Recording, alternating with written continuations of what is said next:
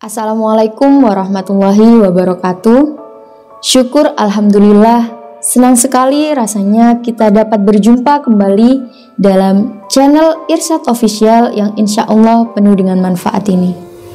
Sholawat serta salam semoga tetap tercurah limpahkan kepada junjungan kita Nabi Agung Nabi Besar Muhammad Sallallahu Alaihi Wasallam. Harapan dan doa saya semoga saudaraku semuanya dimanapun berada senantiasa diberikan kesehatan, dilapangkan rezekinya, diampuni dosa-dosanya, dan dipanjangkan umurnya. Amin ya robbal alamin.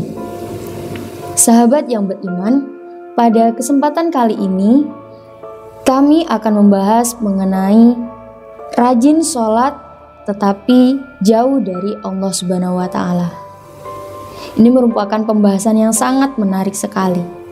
Seperti yang sudah kita ketahui bersama, bahwasanya sholat adalah tiang agama. Bagi mereka yang beriman, sholat adalah hal yang wajib dan tidak boleh ditinggalkan dalam keadaan apapun, bahkan dalam keadaan sakit sekalipun. Rajin menjalankan sholat tentu merupakan hal yang sangat baik dan juga mulia. Namun, hal tersebut tidak lantas menjamin seseorang menjadi hamba yang dekat dengan Allah Subhanahu wa Ta'ala. Lalu, siapa sajakah orang yang rajin sholat namun malah jauh dari Allah Subhanahu wa Ta'ala, dan seperti apa ciri-cirinya?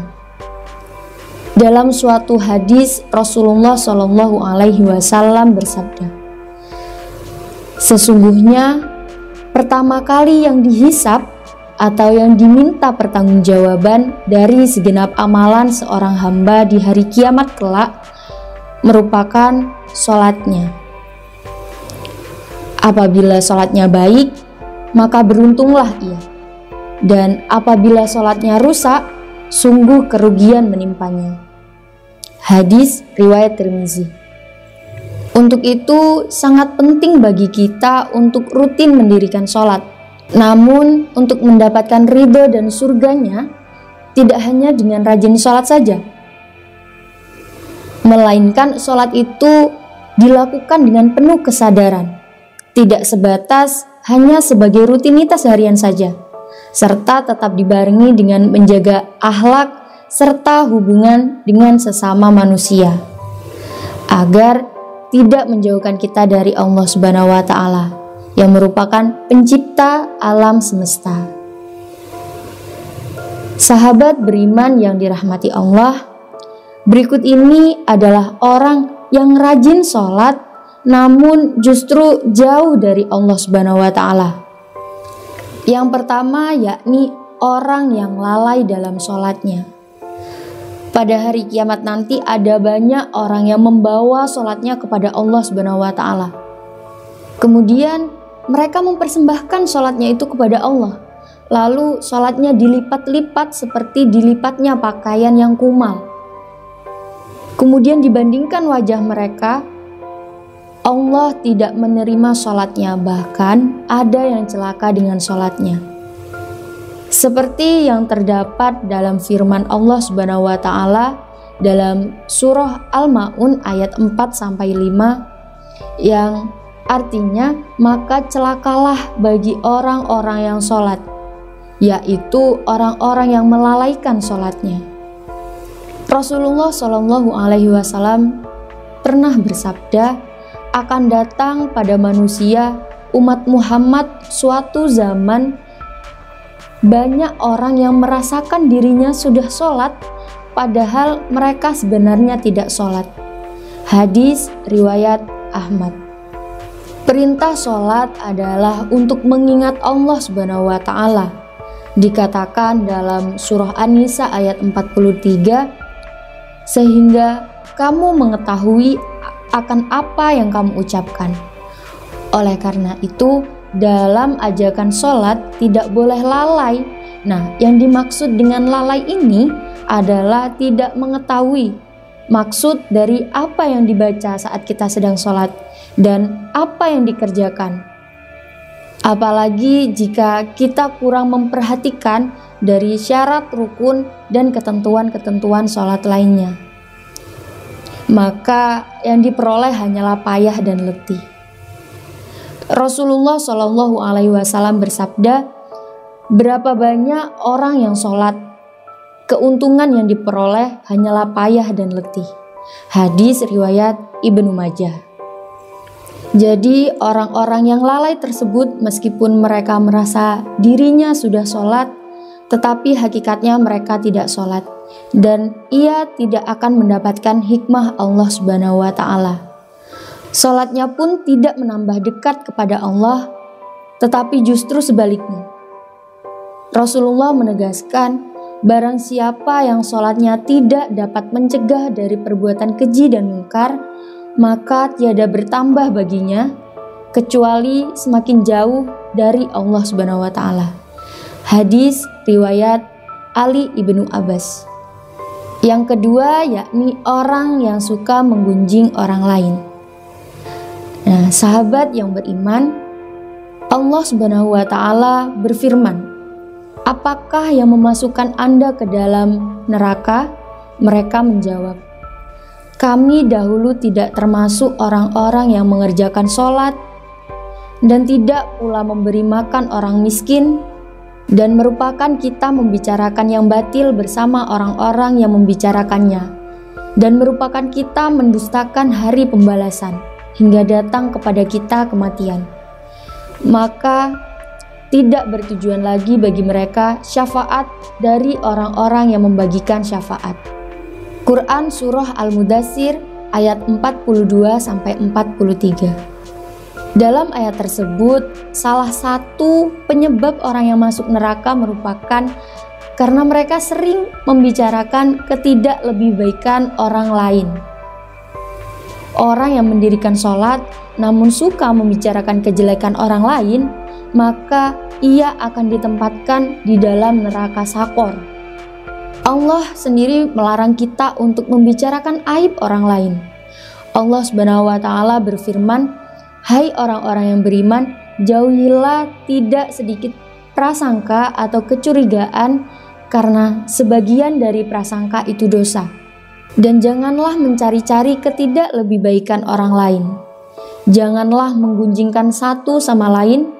Adakah seseorang di antara Anda yang suka memakan daging saudaranya yang sudah mati? Maka tentulah Anda merasa jijik kepadanya. Dan bertakwalah kepada Allah. Sesungguhnya Allah Maha Penerima Taubat, lagi Maha Penyayang. Quran Surah Al-Hujurat ayat 12. Jadi di sini disebutkan bahwa orang yang sholat tapi suka membicarakan kejelekan orang lain itu juga akan nantinya jauh dari ridho Allah Subhanahu wa Ta'ala. Untuk itulah kita diminta untuk tidak senang membicarakan ketidakbaikan dari orang lain. Kemudian yang ketiga yakni orang yang acuh pada sesama. Allah Subhanahu wa Ta'ala berfirman, sesungguhnya Aku hanya akan menerima sholat orang-orang yang merendahkan dirinya karena kebesaranku, menahan dirinya dari hawa nafsu karena aku, yang mengisi sebagian waktu siangnya untuk berzikir kepadaku, yang lazimkan hatinya untuk takut kepadaku, yang tidak sombong terhadap makhluk-makhlukku, yang memberikan makan kepada orang yang lapar, yang memberikan pakaian kepada orang yang telanjang, yang menyayangi orang yang terkena musibah, yang memberikan perlindungan kepada orang yang terasing. Orang itu akan bersinar seperti cahaya matahari. Aku akan berikan cahaya ketika dia kegelapan. Aku akan berikan ilmu ketika dia tidak tahu. Aku akan lindungi dia dengan kebesaranku. Aku akan suruh malaikat menjaganya. Kalau ia berdoa kepadaku, aku akan segera menjawabnya. Kalau ia meminta kepadaku, aku akan segera memenuhi permintaannya. Perumpamaannya di hadapanku seperti perumpamaan surga Firdaus. Dalam hadis yang lain, Rasulullah Shallallahu Alaihi Wasallam menyebutkan bahwasannya salah satu cara mendekatkan diri kepada Allah Subhanahu wa Ta'ala ialah dengan bersifat dermawan dan senang membantu orang lain, terutama kepada orang yang sedang mengalami kesulitan. Rasulullah Shallallahu Alaihi Wasallam bersabda, orang yang dermawan dekat dengan Allah, dekat dengan manusia, dan dekat dengan surga. Sedangkan orang yang bakhil atau pelit jauh dari Allah, jauh dari manusia, dan dekat dengan neraka. Orang-orang yang dermawan insya Allah akan menemukan kenikmatan di dalam sholatnya. Ia akan memperoleh kenikmatan di dalam sholatnya karena ia dijaga oleh para malaikat, diberi cahaya dalam kegelapan, dan diberikan ilmu secara langsung oleh Allah Subhanahu wa Ta'ala masuk ke dalam hati sanubarinya. Kemudian yang keempat, yakni orang yang riya. Sebab pertama yang ternyata mampu menjerumuskan seorang ahli ibadah tetap mendapatkan azab bahkan menjadi penghuni neraka, yakni adalah karena mereka bersifat riya. Hal tersebut terjadi apabila semua amal soleh yang dilakukan selama hidup di dunia itu dilakukan bukan untuk mencari ridha Allah, melainkan dilakukan karena ingin pamer atau riya dan mengharapkan pujian dari sesama manusia. Allah Subhanahu wa Ta'ala berfirman, sesungguhnya orang-orang munafik itu menipu Allah dan Allah akan membalas tipuan mereka. Dan apabila mereka berdiri untuk sholat, mereka berdiri dengan malas. Mereka bermaksud teriak dengan sholat di hadapan manusia, dan tidaklah mereka menyebut Allah kecuali sedikit sekali. Quran Surah An-Nisa ayat 142. Oleh karena itu, sahabat yang beriman, sebaik-baiknya amalan adalah amalan yang dilakukan dengan ikhlas dan murni lillahi ta'ala, hanya demi Allah.